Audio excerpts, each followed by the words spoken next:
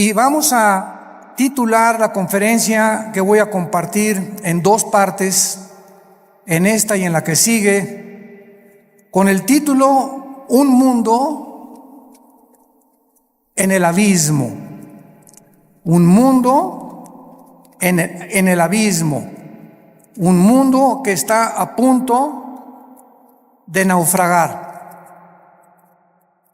No cabe duda que en estos últimos días hemos visto acontecimientos que han sacudido a las naciones.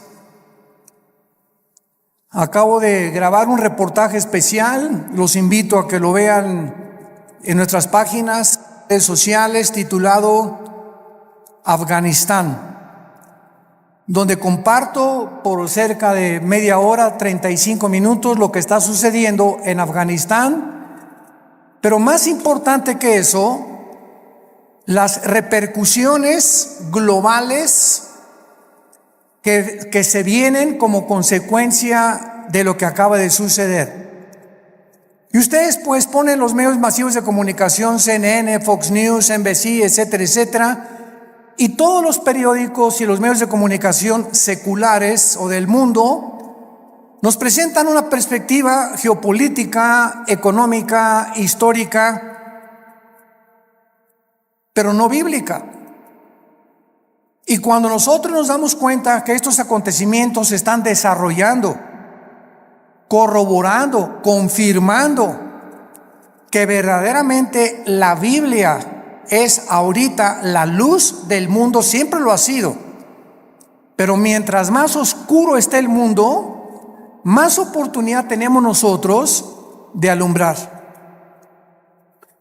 Cuando un grupo de terroristas o grupo terrorista llamado los talibanes, la palabra talibán significa estudiante, porque son estudiantes del Islam y de la ley Sharia.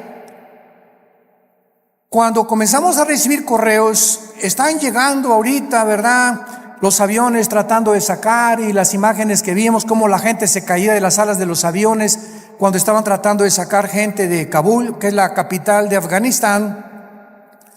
Nos llegaron más de 60, 70 correos, llamadas de teléfono. Yo no pude esa tarde colgar, le decía a mi esposa, una tras otra, de Brasil, de Argentina, de España, de Inglaterra, de hispanos desde luego, preguntándonos, ¿qué piensa usted acerca de lo que está pasando? Todo el mundo estaba alborotado, pero nadie sabía bíblicamente lo que estaba sucediendo.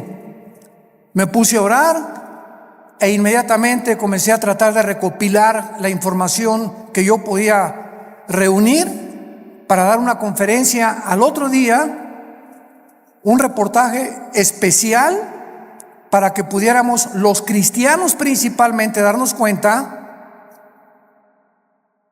que los Estados Unidos de Norteamérica no aparecen en la Biblia, y lo venimos diciendo desde hace muchos años. Los Estados Unidos de Norteamérica, que tuvieron la supremacía política, militar y económica desde 1945, y que por más de 70 años jugaron el papel de policía, porque durante muchos años Estados Unidos estuvieron disque vigilando que no hubiera dictaduras o ayudar a las naciones que eran ocupadas por dictadores, luchar contra el terrorismo, como se inició desde el ataque a las Torres Gemelas. El presidente George Bush lanzó un ataque contra 3 naciones que fueron Irán, Irak y Afganistán, porque Afganistán había sido el nido o la cueva de un grupo llamado Al-Qaeda, donde posteriormente capturaron ahí en Islamabad al famoso líder Osama Bin Laden. Y esta guerra contra el terrorismo, ¿verdad?, fue llevada durante los últimos 20 años, y finalmente nos damos cuenta que con la nueva administración actualmente del presidente Joe Biden, los errores tan grandes que han cometido ha hecho que ahora, con la actuación que Estados Unidos tuvo, le llaman ahora un tigre de papel. Estados Unidos ya no es la nación que era. Ahora China ya sabe que puede invadir Taiwán. Ahora Irán ya sabe que pueden continuar con las centrifugadoras produciendo el uranio 35 para fabricar la bomba atómica. Ahora Irán ya sabe que lo puede hacer. Ahora Corea del Norte ya sabe que no tiene ningún impedimento para someter a Corea del Sur. Y ahora Turquía también ya sabe, a través del presidente Erdogan, que pueden levantarse para la reconstrucción de Afganistán, y el presidente de Turquía se ha autonombrado el líder mundial del Islam. Lo más interesante de todo lo que está sucediendo ahorita en el mundo, que vamos a desarrollarlo brevemente, es que estas cuatro naciones, China nunca ha dejado de tener relaciones cordiales con los talibanes, nunca. Pero lo más interesante de esto bíblicamente, porque es lo que nos interesa y lo que solamente los cristianos lo sabemos, es que son las cuatro naciones que se mencionan en Ezequiel 38 y 39, en la próxima invasión contra Israel. Y ahora Israel, el patito feo, ha quedado por primera vez desde 1948, que volvieron otra vez a revivir nacionalmente la nación de Israel. Ya no tiene quien los defienda, han quedado vulnerables.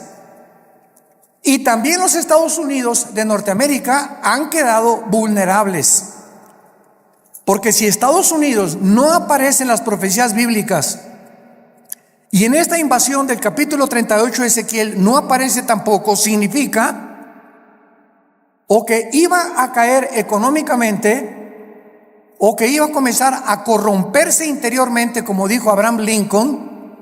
Estados Unidos no va a caer fuera por sus enemigos. Si Estados Unidos cae es porque se corrompió internamente.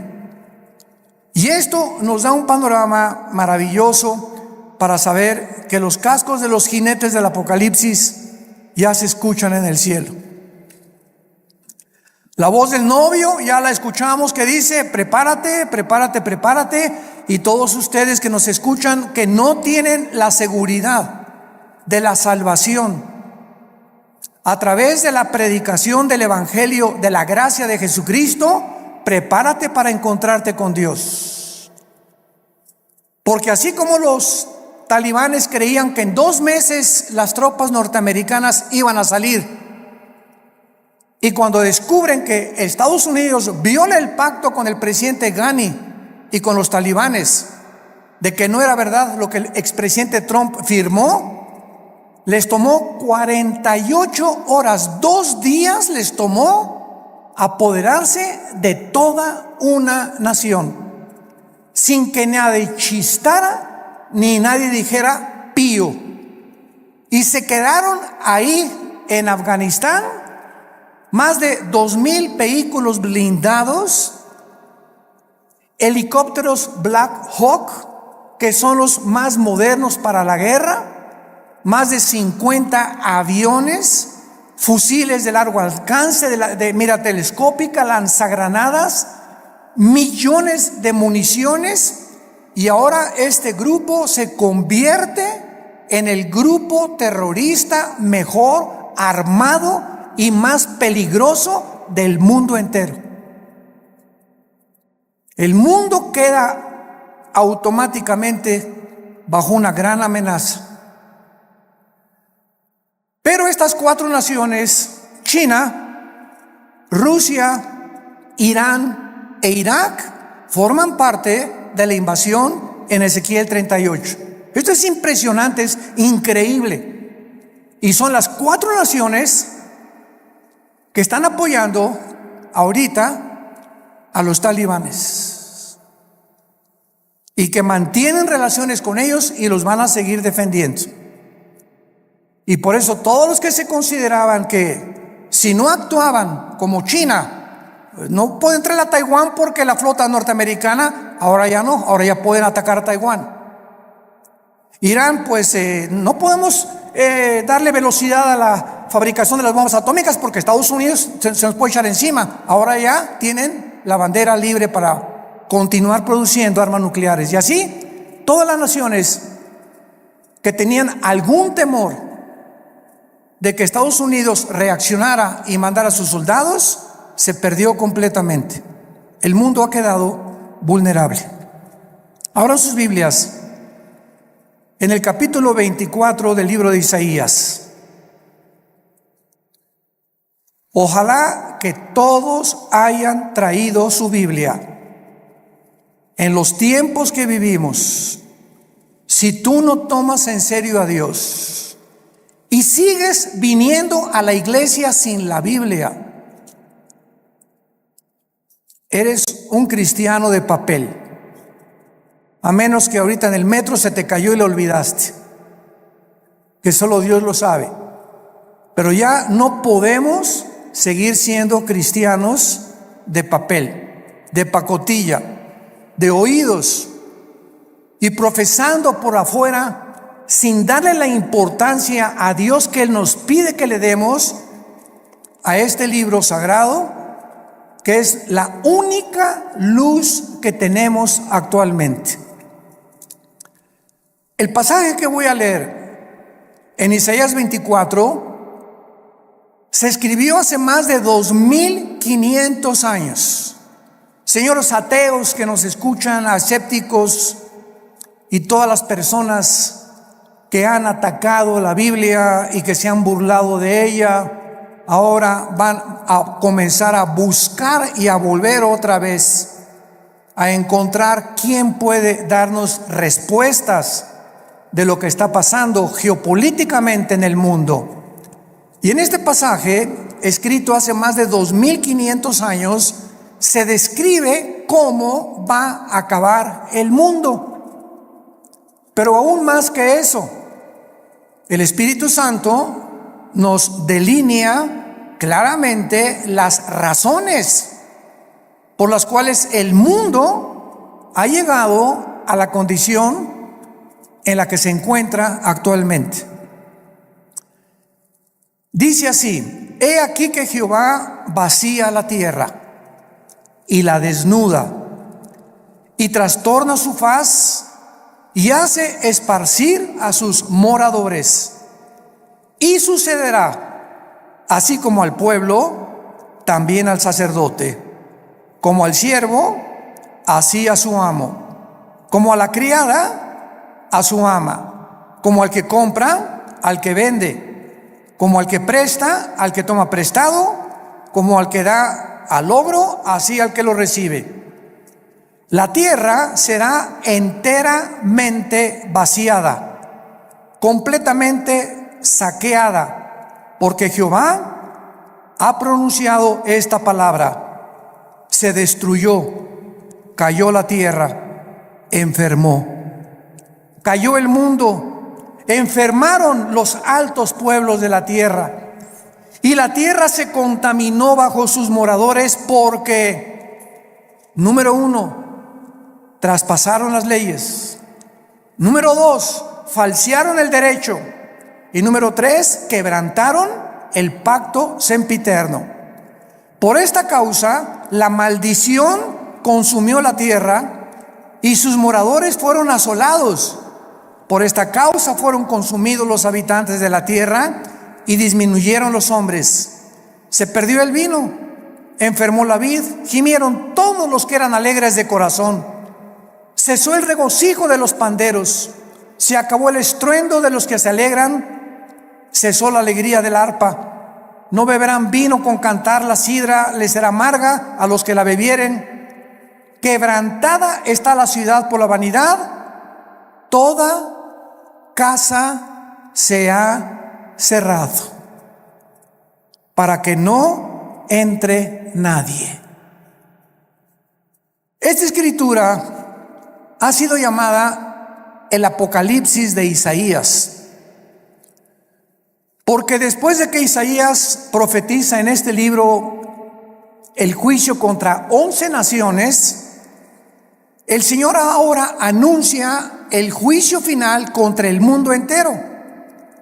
Ya el Señor Jesucristo había anunciado, Mateo 24:21, porque habrá gran tribulación en el mundo como nunca jamás la ha habido antes.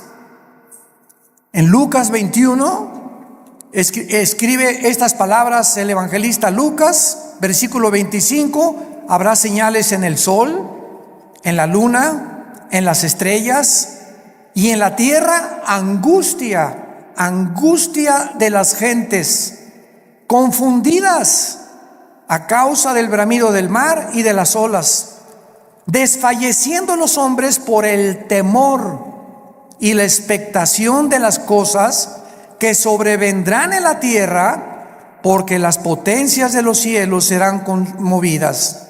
Versículo 34: miren también por ustedes mismos, que vuestros corazones no se carguen de glotonería, embriaguez y de los afanes de la vida, y venga de repente sobre vosotros aquel día, porque como un lazo vendrá sobre todos los que habitan sobre la faz de toda la tierra.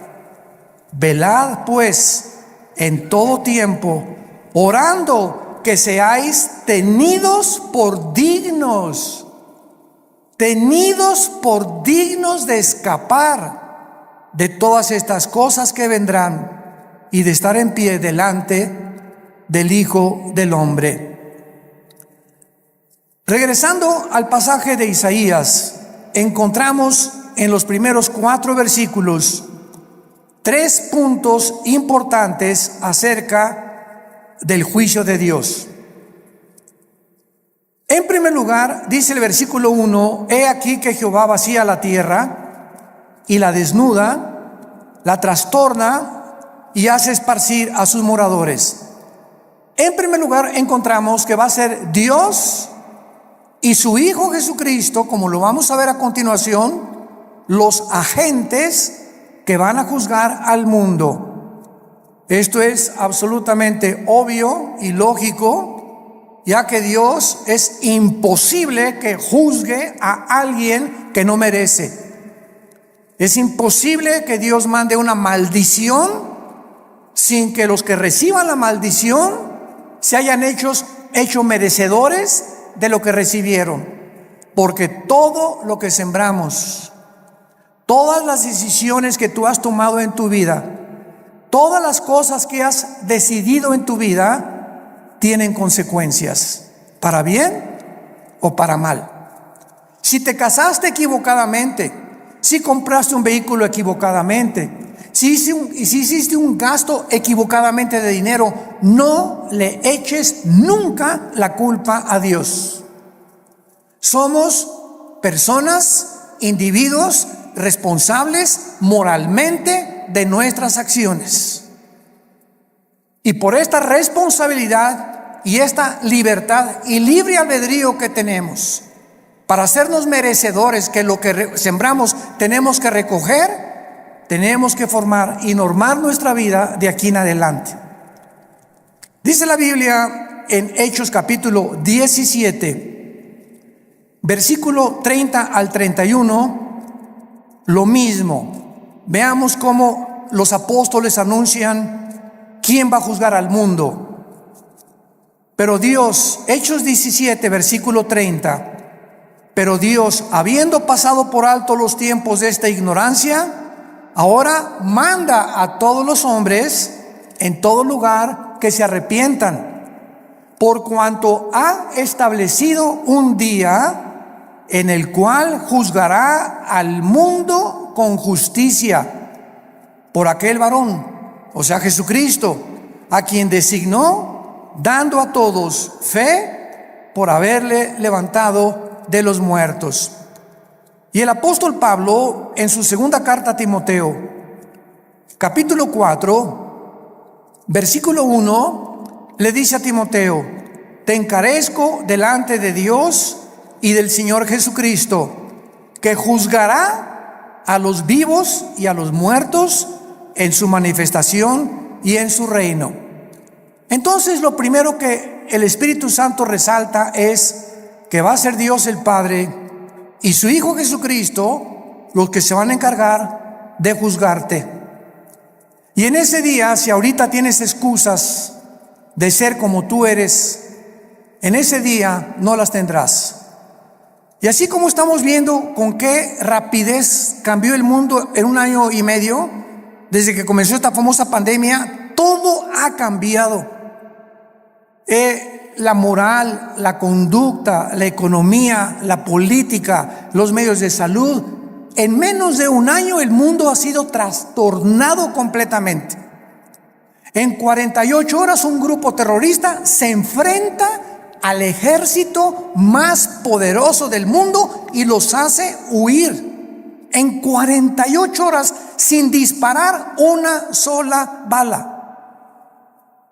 Y así está pasando todo en el mundo, nos está agarrando a todos desprevenidos. La semana que entra, ¿qué vamos a escuchar? Mañana, ¿qué vamos a escuchar en las noticias? Y tal vez la próxima noticia para ti es que te quedan 3 días de vida, te queda 1 semana de vida, te queda 1 mes de vida y no lo sabías, ni te lo imaginabas. Dice la Biblia, prepárate para encontrarte con tu Dios. Viene el juicio. Viene el día del juicio al mundo. Tenemos que reaccionar y tenemos que arrebatar del fuego a nuestra familia, a nuestros amigos, y ahora más que nunca tener convicciones. Tenemos que ser cristianos de convicciones. Si tú no tienes convicciones de la santidad y de la forma que debes de vivir, el mundo te va a jalar, porque la presión, como el imán, es más fuerte lo que te jala que lo que te sostiene. Y lo único que nos sostiene es la fe en este libro, es la obediencia a la palabra de Dios. Prepárense para que sean tomados por dignos de escapar todas estas cosas. Pero regresamos a Isaías, y en el versículo 2 encontramos, en segundo lugar, que será un juicio universal. Sucederá al pueblo como al sacerdote, al siervo como al amo, a la criada como al ama, al que compra, al que vende, o sea, todas las clases sociales, porque Dios no tiene consentidos, ni Dios hace acepción de personas. Dios juzga a indígenas, a ricos, a reyes, a políticos, a educados, a no educados. Dios juzgará a todos los seres humanos salvajes, mayas, tlaxcaltecas, egipcios, babilonios, etcétera, etcétera. Dios juzgará a todos los seres humanos que descendemos desde Adán hasta nuestros días. Dice en Apocalipsis capítulo 20 cómo será este juicio, porque el juicio que estamos hablando no es el juicio a los cristianos. Cuando estamos hablando que Dios juzgará al mundo con justicia, estamos hablando a todos los que le rechazaron. Todo lo que estamos hablando ahorita, y lo vamos a ver a continuación, por qué Dios los va a juzgar, es el juicio que se llama en Apocalipsis capítulo 20, del 11 al 15, el juicio del gran trono blanco. Porque todos nosotros que hemos recibido a Jesucristo, ya hemos sido juzgados en la cruz. Gloria a Dios, aleluya. Ese hombre llamado Jesús de Nazaret, que murió y abrió sus brazos en esa cruz, llevó tu culpa, tu culpa, tu culpa y mi culpa. Y lo que tú y yo merecíamos pagar ahora en el día del juicio con el infierno y el lago de fuego, Él en la cruz lo llevó en su cuerpo de carne. El que no conoció pecado, por nosotros se hizo pecado, para que nosotros, pecadores, inmundos, cochinos, sucios, fuésemos hechos la justicia de Dios en Él. Y Dios muestra su amor para con nosotros en que, siendo pecadores y en la condición en la que yo me encontraba, Hace 46 años que yo recibí a Cristo, y en la condición en la que tú te encontrabas, así de cochinos y de sucios, sin ninguna esperanza, Dios me dice que me amaba y que me aceptaba si aceptaba yo el sacrificio de su Hijo en la cruz, y que desde ese momento borraba todos mis pecados del pasado, pero como si jamás los hubiera yo cometido. Esto se llama gracia, porque no lo merecíamos. ¿Qué es la gracia? Un favor que no merecemos. Hace algunos años, en la década de los 80s, íbamos cada 15 días a Santa Marta, Catitla, a la penitenciaría de los hombres y también a la cárcel de mujeres. En aquel tiempo estaba de jefe de la policía el general Arturo Durazo. Dios nos dio gracia con él y me recogían en un patio en helicóptero y me llevaban a Santa Marta, Catitla. Ahí aterrizaba yo con un helicóptero de la policía y juntaban a todos los presos para que les predicáramos el evangelio. Imagínense nada más la gracia que Dios nos dio. Y una vez se acerca después del mensaje un preso llorando y me dice: oiga, pastor, ¿usted cree que Dios me pueda perdonar? Yo había predicado sobre el hijo pródigo en esa tarde, eran como las 5:30, 6 de la tarde. Y le dije, ¿por qué? Me dice, porque he matado a 28 personas. Pero quiero decirle que estoy aquí en la cárcel no por las 27 asesinatos que cometí antes, sino porque me mandaron de un estado a la Ciudad de México a matar otro recadito que me encargaron, porque yo era matón a cuenta, y en el periférico saqué la 38 y maté a esa persona que me encargaron matar, y la policía me agarró, y estoy aquí por un crimen para pagar 15 años, pero yo debo 27 vidas más. ¿Y saben lo que le contesté? La sangre de Cristo perdona todos tus pecados. Él no lo podía creer. Quiere decir que si yo acepto a Cristo ahorita y lo reconozco como mi Salvador, todos esos crímenes no voy a pagar por ellos. Y le dije, amén. Y otro que estaba atrás dice, ay, sí, ¿verdad? Qué bueno, ahora sí de repente. Y le dije, ¿por qué? Es gracia. Esa es la gracia, ese es el mensaje del evangelio, de la gracia de Dios. Que Dios te perdona siendo inmundo y pecador. Porque nadie merece irse al cielo, nadie merece el perdón. Dios nos lo da en su amor en la cruz. Esta palabra gracia no aparece en ninguna religión. En ninguna religión. Y hay cristianos que todavía no han entendido el significado de la palabra por gracia somos salvos por medio de la fe. Es la fe la que nos da la gracia de Dios. El creer lo que Él hizo en la cruz nos hace, nos abre para que Dios tenga a favor de nosotros, se compadezca de nosotros y nos regale el amor de su Hijo Jesucristo. ¿Qué mensaje tan glorioso tenemos? Yo quiero decirte a ti que nos estás viendo por la televisión y ustedes están aquí presentes. Me puedes decir, yo he abortado 8 niños, llevo 3 divorcios, he matado, he adulterado, he hecho aquello. Si tú recibes a Cristo, Dios te perdona. Y en este día del juicio, tú no estarás presente, porque Él pagó por ti y por mí. Y por eso vivimos tan agradecidos, humillados, después de lo que Él hizo en nuestro lugar en esa cruz. Dice Apocalipsis 20, versículo 11, hablando del trono donde estarán todos los que rechazaron este regalo de Dios. Vi un gran trono blanco y al que estaba sentado en él, de delante del cual huyeron la tierra y el cielo, y ningún lugar se encontró para ellos. Esto nos habla que este juicio será después del milenio, porque los que estén en este juicio van a ver cómo desaparece la tierra y los cielos. Y después de este juicio, Dios hará nuevos cielos y nueva tierra. Entonces, este juicio será hasta después de los 1000 años o del reino mesiánico, que Jesucristo le prometió a los profetas. Y dice el versículo 12 que Juan el apóstol que escribe esto, vi a los muertos, grandes y pequeños, de pie, y los libros fueron abiertos.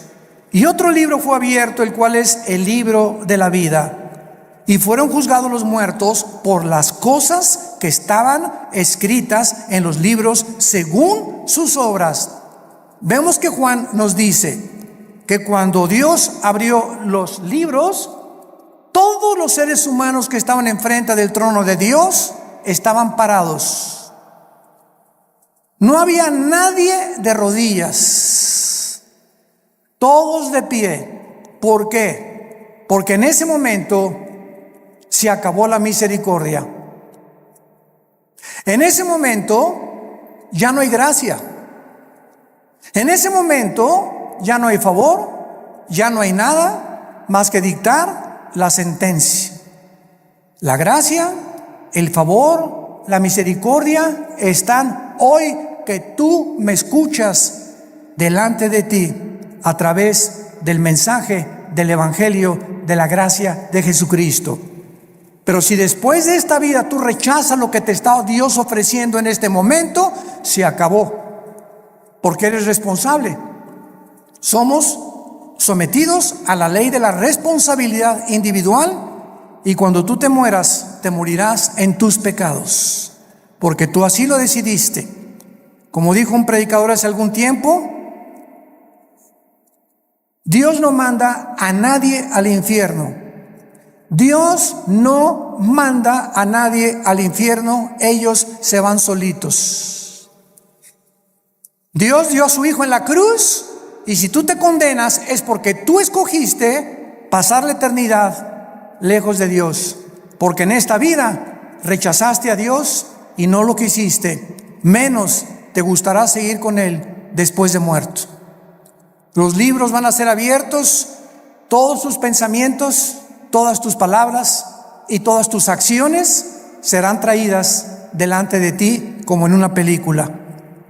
Y observamos que Dios te va a juzgar por las obras. Qué irónico, ¿verdad? La salvación es por gracia sin las obras, pero el juicio será por las obras, por lo que tú hiciste. Y ahora, por lo que nosotros hicimos, Dios nos perdona, pero el día del juicio no lo vas a soportar. Y en tercer lugar, regresamos a Isaías 24, dice el versículo 3 y 4, que este juicio devastará completamente el mundo. La tierra será vaciada, versículo 3, Isaías 24, completamente saqueada. Jehová ha pronunciado esta palabra: la tierra se destruyó, enfermó, cayó el mundo, blasfemaron los altos pueblos de la tierra, y la tierra se contaminó bajo sus moradores, porque traspasaron las leyes, falsearon el derecho y quebrantaron el pacto sempiterno. Estas características del versículo 4 ya las podemos ver. ¿En qué planeta estamos tú y yo viviendo? En un planeta donde el aire ya está contaminado. Las frutas, las cosechas, la agricultura, los campos están contaminados. El mar inmensamente contaminado. La comida contaminada. Todo a nuestro alrededor es un mundo contaminado. Y lo más interesante que vamos a descubrir a continuación es que ahorita las naciones, el efecto global y el clima, están luchando las naciones por mejorar el clima, sin que los líderes de las naciones se den cuenta, porque hay un velo en sus mentes que no pueden entender la realidad de lo que nos rodea. Creen que se debe pues a los hidrocarburos y esto y el otro, que tienen algo que ver, pero de acuerdo a la Biblia, la contaminación del planeta está asociada con nuestros pecados. Mientras más inmoralidad hay en el mundo Y mientras más maldad hay en el mundo, la tierra sufre igualmente que nosotros. Y esto lo podemos ver claramente, para confirmarlo, cuando Dios creó el paraíso o el huerto del Edén, donde todo era perfecto. ¿Se acuerdan? Los leones no mordían, las rosas no tenían espinas, los reptiles no tenían veneno, no había tormentas, no había tsunamis, no había terremotos. Adán y Eva vivían en un mundo perfecto. Y cuando Adán y Eva pecan, qué interesante, toda la ecología del mundo cambia inmediatamente. En el momento que la primer pareja peca, se cambia la genética de los animales y se vuelven feroces. Se cambian las condiciones del mundo y comienza a llover. Se cambia la condición de las plantas y comienzan a sacar espinas.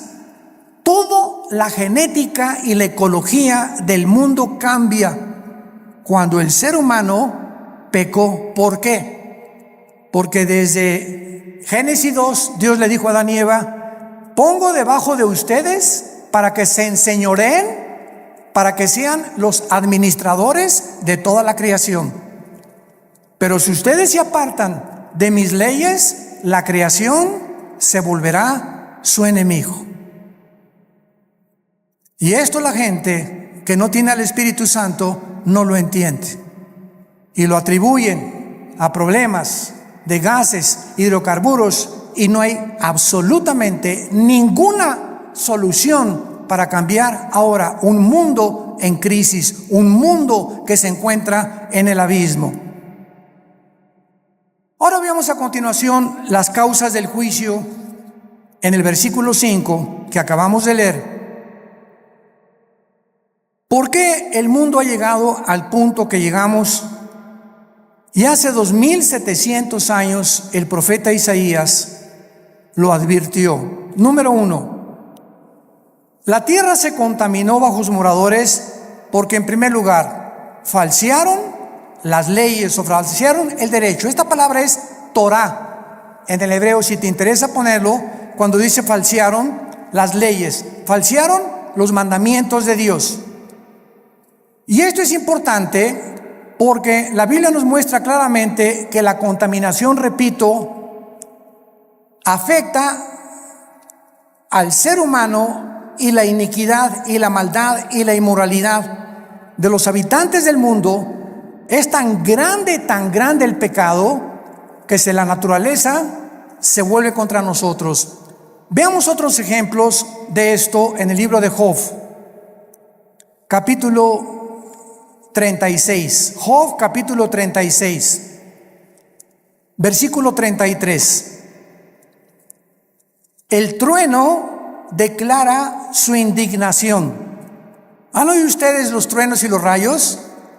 ¿No te sacuden? Mi esposa, cuando truena, a ella me encanta que truene, porque sé que no me va a pasar nada. Y mi esposa sale corriendo y ay, está lloviendo. Y digo, pues aquí, mira, más cerquita aquí conmigo, y aquí la apapacho.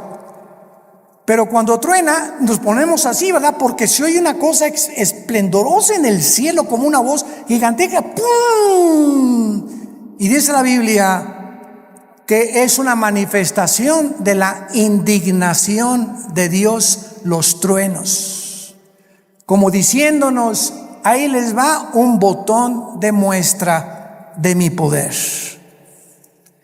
Y la tempestad proclama su ira contra la iniquidad. ¿Se dan cuenta? Como todo lo podemos respaldar bíblicamente. Ahora capítulo 37 de Job, versículo 12 y 13. Asimismo, por sus designios se revuelven las nubes en derredor, para hacer sobre la faz del mundo, en la tierra, lo que Él les mande, unas veces por azote, otras por causa de la tierra, otras por misericordia las hará venir. Nos damos cuenta que las lluvias es una misericordia de Dios. mas no las inundaciones. Entonces, Dios hace llover muchas veces por misericordia de nosotros. Necesitamos tierra fértil que produzca, ganado que tenga que comer, que los ríos suban su caudal y su volumen y su nivel. Pero otras veces encontramos que estas mismas aguas Dios las usa como un medio donde nos está diciendo: ustedes van por mal camino. Entonces, qué interesante que la Biblia nos muestre que el planeta se encuentra como se encuentra porque la maldad de los hombres es demasiada. Hemos llegado a un punto de maldad que no nos imaginamos. Dice en Romanos capítulo 1 también que Dios estableció leyes también morales. Dios estableció leyes morales. Cuando creó el mundo, Dios primero hizo las leyes de la gravitación, las leyes del electromagnetismo y las leyes nucleares. Las leyes cósmicas: la Tierra mantiene su movimiento en 24 horas, en 35 días alrededor del Sol.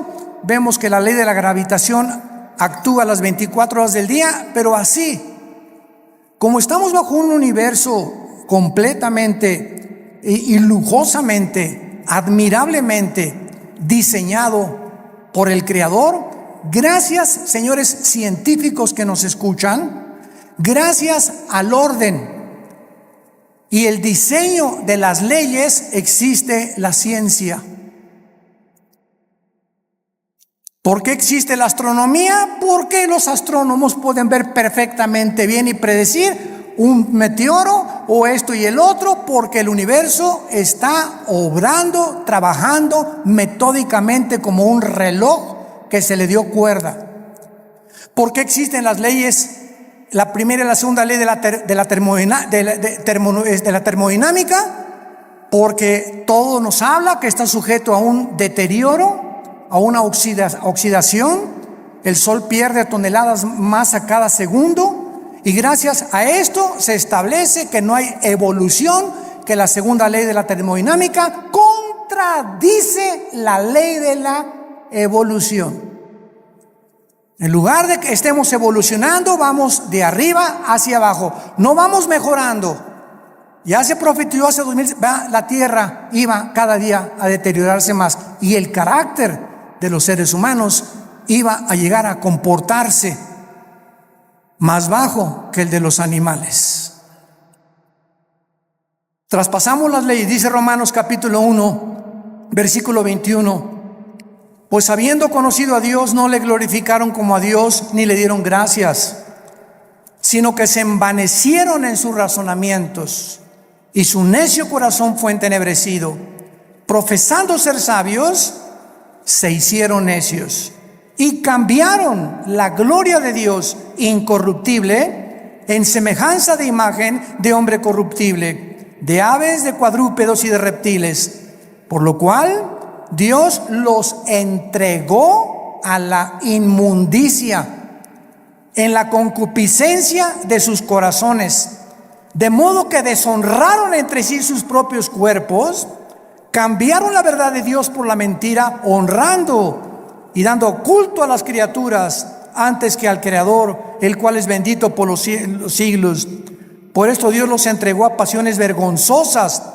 Aún sus mujeres cambiaron el uso natural por el que es contra naturaleza, y los hombres igualmente, dejando el uso natural de la mujer, se encendieron en su lascivia unos con otros, cometiendo hechos vergonzosos hombres con hombres, y recibiendo en sí mismos la retribución debida a su extravío. Acabo de leer un artículo de uno de los más grandes y prestigiados psiquiatras del siglo XXI, aseverando la siguiente declaración: el 70% de las personas transgénero se quitan la vida.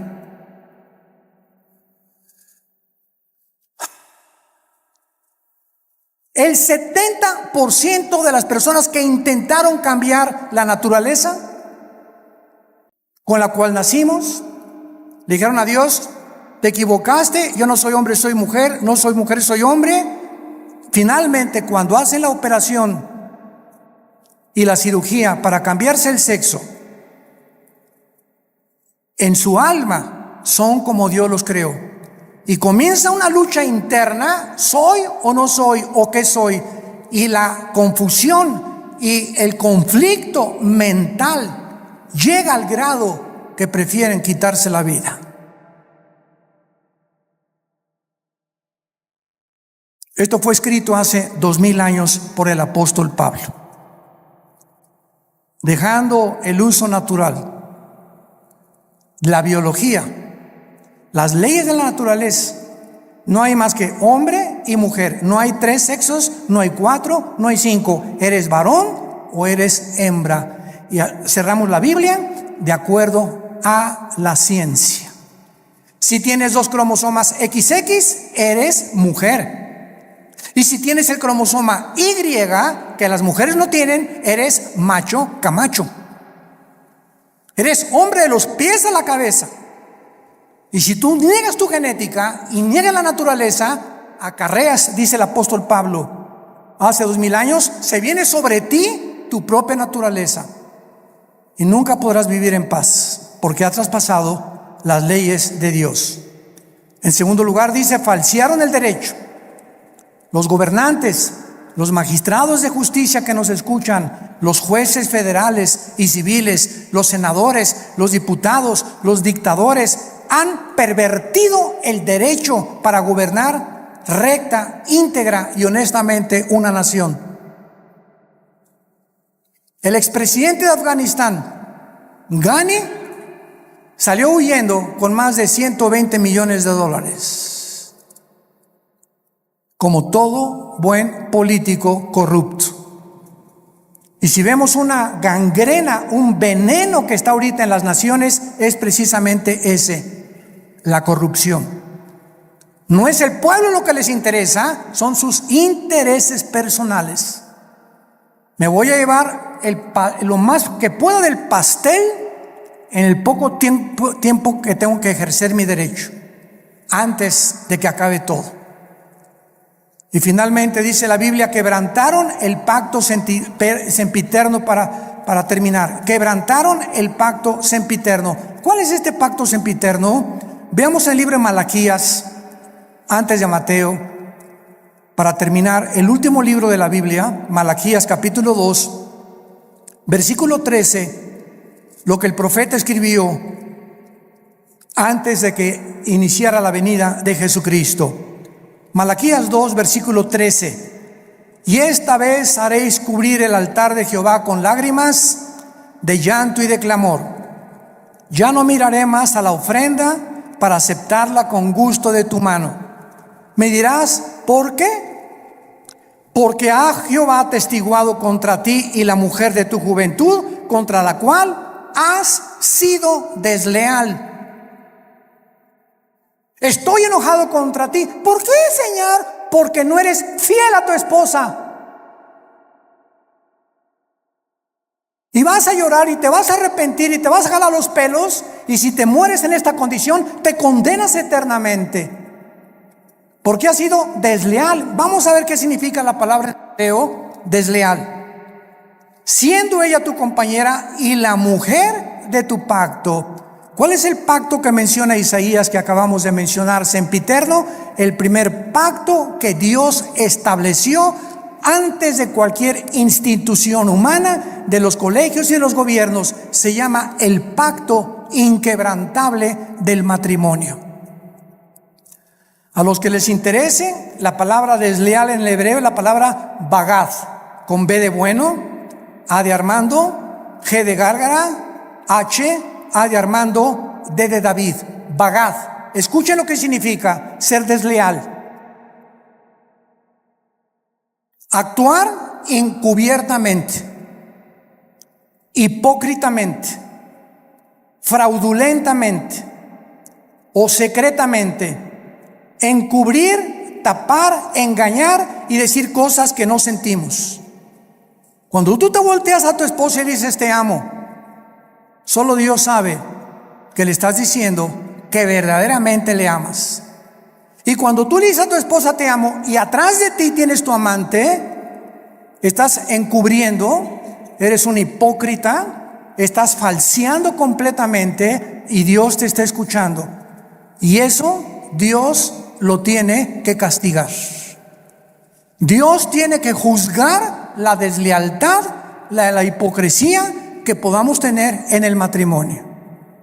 Por eso tenemos estos seminarios cada año con 300, 250 parejas, para que en esos 3 días regresemos a la Biblia, nos arrepintamos, hay una renovación de votos el último día junto a la playa, una cena de gala, y ahí podemos descubrir que, Dios mío, es que yo sentí que ya no la amaba, pero viene el Espíritu Santo y nos da algo sobrenatural que ya habíamos perdido, porque le estamos diciendo a Dios: yo quiero mantener y llegar hasta el fin con mi gordita y con mi gordito, porque de otra manera me estoy engañando. No puedo irme con un amante ni creer que hay una mujer que me satisfaga, que la mujer y la madre que tú me diste para mis hijos. El mundo está enfermo, tenemos que reaccionar, y en esta tarde les pido a todos ustedes que se arrepientan de sus pecados. Si hay alguna área en la que el Espíritu Santo te ha hablado, arrepiéntete hoy, porque por esta puerta no entraste en esta mañana por coincidencia. Dios te ama, Dios te ama, Dios te ama, y Él no quiere que salgas por esta puerta como entraste esta mañana. Tú no sabes si ahorita te atropella un coche, no sabes si te da un ataque al corazón, no sabes si te da una embolia cerebral mañana, o si pasado mañana el doctor te dice: las placas no mienten, don Pancho, usted tiene cáncer y tiene 3 meses para vivir. Dios quiere que tú vengas a la cruz a perdonar tus pecados y a que arregles tus cuentas de una vez por todas con su Hijo Jesucristo. Oremos. Te damos gracias, Señor, por tu palabra, porque de tal manera nos amas que nos has dado a tu Hijo Jesucristo, para que cualquiera, sin acepción de personas, que crea en Él, no se pierda, mas tenga la vida eterna. Mas Dios muestra su amor para con nosotros en que, siendo aún pecadores, Cristo murió por nosotros. Mas Él herido fue por nuestras rebeliones, molido por nuestros pecados. El castigo de nuestra paz fue sobre Él, y por sus llagas hemos sido nosotros curados.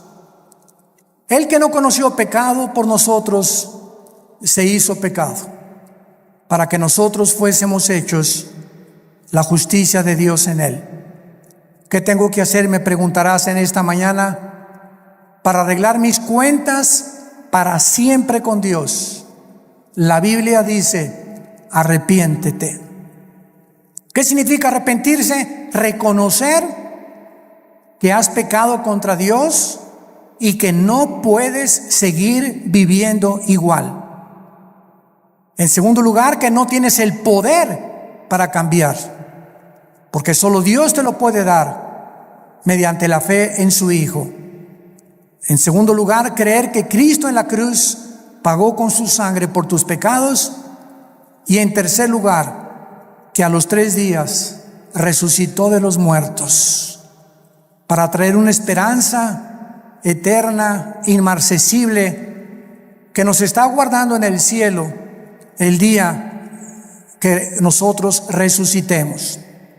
Dile pues: Señor, te pido perdón por mi vida, lávame con tu sangre preciosa, te recibo, Jesucristo, en mi corazón como mi Señor y mi Salvador, y te doy las gracias por tan grande amor. Amén.